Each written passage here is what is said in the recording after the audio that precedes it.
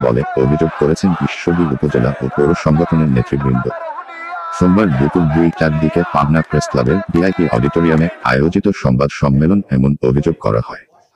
এর আগে পাবনা শহরের আব্দুল হামিদ রোডে এসব ষড়যন্ত্রকারী ও কুচক্রী নেতাদের বহিষ্কার ও শাস্তির দাবিতে বিশাল বিক্ষোভ মিছিল করে দলের সর্বস্তরের নেতাকর্মী। ঈশ্বরদী পৌর বিএনপির সাবেক ভারপ্রাপ্ত সাধারণ সম্পাদক ফজলুর রহমান লিখিত বক্তব্য পাঠ করেন। এ সময় তিনি অভিযোগ করে বলেন, ঈশ্বরদীতে জাকারিয়া পিন্টুর নেতৃত্বে বিগত স্বৈরাচার হাসিনার সরকার বিরোধী বৃহৎ আন্দোলনে এখানে সর্বাধিক মামলা ও হামলার শিকার হয় বিএনপি সহ অসংখ্য অঙ্গ সহযোগী সংগঠনের নেতাকর্মীরা। গত 5 আগস্ট ছাত্র জনতার গণ অভ্যুত্থানে বিগত স্বৈরাচার ফ্যাসিস্ট গণহত্যাকারী আওয়ামী লীগ সরকার পতনের পর অন্তর্বর্তীকালীন সরকার দেশ পরিচালনার দায়িত্ব নেওয়ার পর বিগত 2009 সাল হতে 2024 পর্যন্ত স্বৈরাচার হাসিনা সরকারের দায়েরকৃত সকল মামলার রাজনৈতিকভাবে নথিভুক্ত করার আহ্বান জানান। এসব বিষয় নিয়ে বিএনপি কেন্দ্রীয় কমিটি থেকে নির্দেশনা আসছে। স্ব উপজেলা ও পৌর বিএনপি নেতাকর্মীদের বিরুদ্ধে রাজনৈতিক মামলার তালিকা জেলা বিএনপি দায়িত্বপ্রাপ্ত নেতৃবৃন্দের কাছে পাঠানোর জন্য নির্দেশ দেওয়া হয়।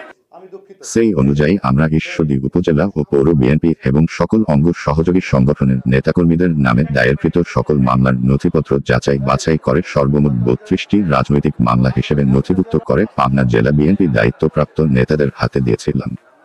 তিনি অভিযোগ করে আরো বলেন, পাবনা জেলার সকল উপজেলা ও পৌর বিএনপি নেতাকর্মীদের রাজনৈতিক মামলাগুলি আদালতে নথিভুক্ত হলেও আমরা মনে করছি জেলা বিএনপি কিছু ষড়যন্ত্রকারী নেতার সুকৌশল হস্তক্ষেপে এবং ব্যক্তিস্বার্থ চরিতার্থের কারণে ঈশ্বরদী উপজেলা ও পৌর বিএনপি নেতাকর্মীদের রাজনৈতিক মামলাগুলি নথিভুক্ত করা হয় না।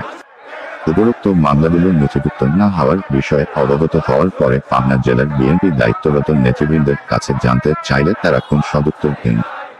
পাবনা জেলা বিএনপি কতিপয় নেতৃবৃন্দের ষড়যন্ত্রমূলক হেন কর্মকাণ্ডের বিরুদ্ধে তীব্র নিন্দা ও প্রতিবাদ জানাচ্ছি এবং সেই সাথে বিএনপি ভারপ্রাপ্ত চেয়ারম্যান তারেক রহমান, মহাসচিব মির্জা ফখরুল ইসলাম আলমগীর, সিনিয়র যুগ্ম মহাসচিব রুহুল কবির রিজভী সহ বিএনপি কেন্দ্রীয় নেতৃবৃন্দের অতিদ্রুত তদন্ত সাপেক্ষে সাংগঠনিক ব্যবস্থা গ্রহণের জন্য হস্তক্ষেপ কামনা করছি।